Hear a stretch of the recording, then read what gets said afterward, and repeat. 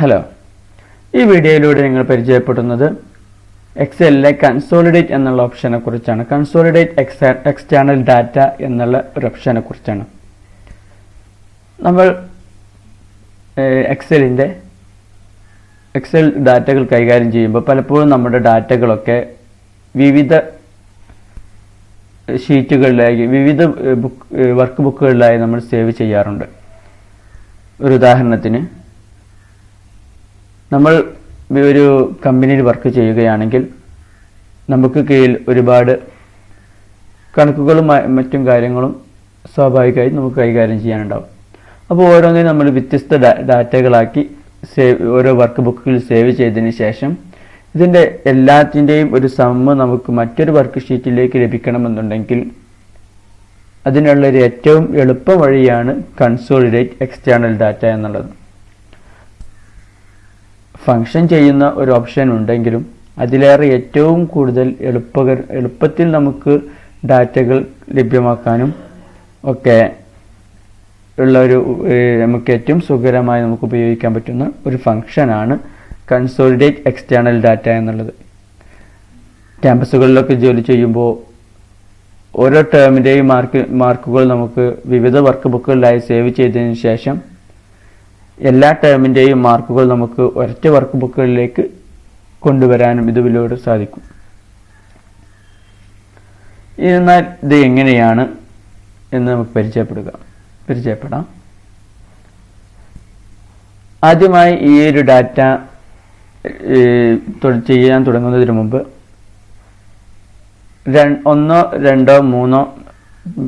രണ്ടോ മൂന്നോ വർക്ക് ബുക്കുകൾ തുറന്നു വെച്ച് അതിൽ ആദ്യമേ ഡാറ്റകൾ സെറ്റ് ചെയ്ത് വെക്കുക. ഇവിടെ ഞാൻ 3 വർക്ക് ബുക്കുകൾ തുറന്നു വെച്ചിട്ടുണ്ട്. Block 1, block 2, block 3. ബ്ലോക്ക് 1ൽ ഞാൻ ഡാറ്റ രേഖപ്പെടുത്തിയിട്ടുണ്ട്, ബ്ലോക്ക് 2 രേഖപ്പെടുത്തിയിട്ടുണ്ട്, ബ്ലോക്ക് 3ലും രേഖപ്പെടുത്തിയിട്ടുണ്ട്. ഇനി എനിക്ക് ഈ 3 ബ്ലോക്കുകളിലുമുള്ള ഡാറ്റകൾ എങ്ങനെയാണ് ഒരൊറ്റ വർക്ക് ബുക്കുകളിലേക്ക് വളരെ സിമ്പിളായി നമുക്ക് കൊണ്ടുവരാൻ സാധിക്കുക, ഈ ഓരോ ബ്ലോക്കിലുള്ളതിൻ്റെയും കണക്കുകളും അതിൻ്റെ ആവറേജുകളും ഒക്കെ എങ്ങനെയാണ് നമുക്ക് പെട്ടെന്ന് കണ്ടെത്താൻ കഴിയുക എന്നുള്ളതാണ് ഇതിലൂടെ പരിചയപ്പെടുന്നത്. ഇതിനായി open A blank work book. ഞാനിവിടെ പുതിയ വർക്ക് ബുക്ക് ഓപ്പൺ ചെയ്യുകയാണ്. ബുക്ക് 3 എന്നുള്ളതിൻ്റെ പേരിലാണ് ഇവിടെ ഒരു വർക്ക് ബുക്ക് ഓപ്പൺ ആയി കിടക്കുന്നത്. ബ്ലോക്ക് 1, ബ്ലോക്ക് 2, ബ്ലോക്ക് 3, ബുക്ക് 3 എന്ന പേരിലാണ് നമ്മൾ ഇത് ഓപ്പൺ ചെയ്തിട്ടുള്ളത്. ശേഷം ഇതിലെ ഡാറ്റ എന്ന ടാബിൽ പോവുക. ഡാറ്റ എന്നുള്ളതിൽ നിങ്ങൾക്ക് ഒരു ഡാറ്റ ടൂൾ എന്ന ഗ്രൂപ്പിൽ കൺസോളിഡേറ്റ് ഡാറ്റ എന്നുള്ള ഒരു ഓപ്ഷൻ നിങ്ങൾക്ക് കാണാൻ സാധിക്കും. ഈ ഒരു ഓപ്ഷൻ ക്ലിക്ക് ചെയ്ത് കഴിഞ്ഞാൽ ഒരു ഡയലോഗ് ബോക്സ് വരുന്നതായി കാണാം. ഈ ഡയലോഗ് ബോക്സിൽ നമുക്ക് ഫംഗ്ഷൻ എന്നുള്ളിടത്ത് ധാരാളം ഫംഗ്ഷനുകൾ നമുക്ക് കാണാൻ കഴിയും. ഞാൻ പറഞ്ഞു, ഇപ്പോൾ നമ്മൾ ചെയ്യുന്നത് ഈ 3 ബ്ലോക്കുകളിലുള്ള ഡാറ്റകൾ എങ്ങനെ കൂട്ടുമെന്നുള്ളതാണ്. പരസ്പരം ആഡ് ചെയ്യൽ എങ്ങനെയാണ് ഇന്ന് വീഡിയോയിലൂടെ കാണിച്ചിരുന്നത്. ഇതേ ഒരു ഓപ്ഷൻ നമുക്ക് കൗണ്ട്, ആവറേജ്, ഈ ഒരു ഫംഗ്ഷനുകളൊക്കെ നമുക്ക് ഇത് വെച്ച് ചെയ്യാവുന്നതാണ്. ശേഷം കാണുന്ന റഫറൻസ് ബോക്സ് ക്ലിക്ക് ചെയ്തതിന് ശേഷം ഫസ്റ്റ് ബ്ലോക്കിലേക്ക് പോവുക. Block number 1. ഇതിൽ നിന്നും എൻ്റെ ഡാറ്റകൾ നിങ്ങൾക്ക് കാണുമ്പോൾ മനസ്സിലാവും E4 വരെയാണ് ഡാറ്റകൾ ഉള്ളത്, മാക്സിമം ഉള്ളത്.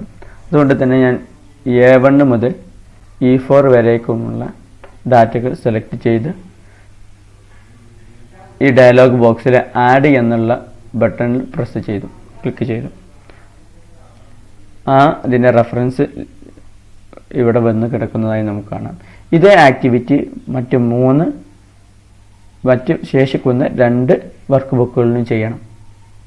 അതിനായി നിലവിലുള്ളത് ഡിലീറ്റ്. രണ്ടാമത്തെ വർക്ക് ബുക്ക് എന്നുള്ളത് ബ്ലോക്ക് 2 ആണ്. ഇതിലും A1 മുതൽ E4 വരേക്കുള്ളത് തന്നെയാണ് സെലക്ട് ചെയ്യേണ്ടത്. ദെൻ ക്ലിക്ക് ആഡ് എന്നുള്ളത് കൊടുക്കാം. മൂന്നാമത്തെ ഇതേ ആക്ടിവിറ്റി 3ലും ചെയ്യുക. അവിടെയും A1 മുതൽ E4 വരേക്കുള്ളത് സെലക്ട് ചെയ്യുക. ദെൻ ക്ലിക്ക് ആഡ് എന്നുള്ള ബട്ടൺ ക്ലിക്ക് ചെയ്യുക.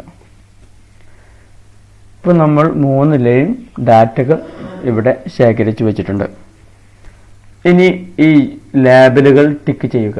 ഇവിടെ ടോപ്പ് റോ എന്നുള്ളതും ടിക്ക് ചെയ്യണം, ലെഫ്റ്റ് കോളം എന്നുള്ളതും ടിക്ക് ചെയ്യണം, ക്രിയേറ്റ് ലിങ്ക്സ് എന്നുള്ളതും ടിക്ക് ചെയ്യണം.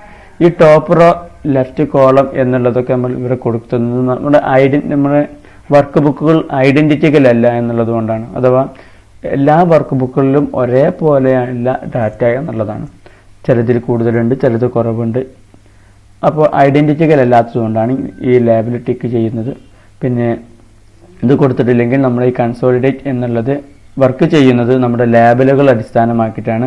ഒരു ലേബലിന് കീഴിലുള്ളത് മൊത്തം സബ്മിറ്റ് ചെയ്യുക എന്നുള്ളതാണ് എക്സൽ ചെയ്യുന്നത്. അപ്പോൾ ടോപ്പ് റോ ലെഫ്റ്റ് കോളം ഈ ക്രിയേറ്റ് ലിങ്ക്സ് എന്നുള്ളത് പൂർണ്ണമായും അത് 3ഉം ടിക്ക് ചെയ്യണം, ചെക്ക് രേഖപ്പെടുത്തണം. ദെൻ ക്ലിക്ക് ഓക്കെ എന്ന ബട്ടൺ ക്ലിക്ക് ചെയ്യുക. അപ്പോൾ നമ്മുടെ വർക്ക് ബുക്ക് 3ലാണ് നമ്മൾ ചെയ്തത്. ഇങ്ങനെ ഒന്ന് കിടക്കുന്നതായി നമുക്ക് കാണാൻ സാധിക്കും. ഇവിടെ രണ്ടാമത്തെ എടുത്തു കഴിഞ്ഞാൽ എല്ലാ ഡാറ്റയും ഇവിടെ വന്ന് കിടക്കുന്നതായി നമുക്ക് കാണാൻ സാധിക്കും. ഓക്കെ, ആ ക്രിയേറ്റ് ലിങ്ക് എന്നുള്ളത് നമ്മൾ ടിക്ക് കൊടുത്തത് കൊണ്ട് തന്നെ നമ്മൾ എപ്പോൾ അവിടെ മാറ്റങ്ങൾ വരുത്തുന്നുണ്ട്.